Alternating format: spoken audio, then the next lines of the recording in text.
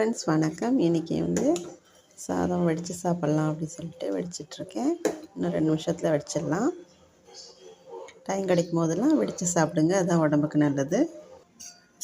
அரைச்சி விட்ட ரசம், இஞ்சி, தக்காளி, தேங்காய்,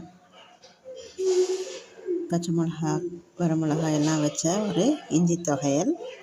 கருவேப்பிலை முக்கியமாக ஒரு பிடி கருவேப்பிலை வச்சுருக்கேன். செம்ம டேஸ்ட்டாக இருக்கும். இது சிறுகீரை. இதுதான் இன்றைய லஞ்ச்.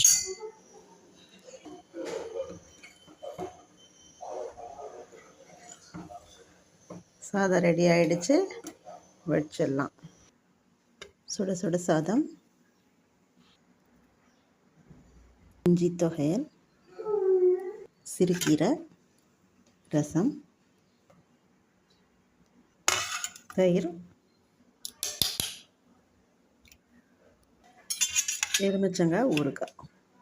இஞ்சி தொகையலுக்கு நல்லெண்ணெய் விட்டு சாப்பிட்லாம். கீரை பசஞ்சிக்கிறதா இருந்தால் நெய் விட்டு சாப்பிட்லாம். இதுதான் இன்றைய லஞ்சு.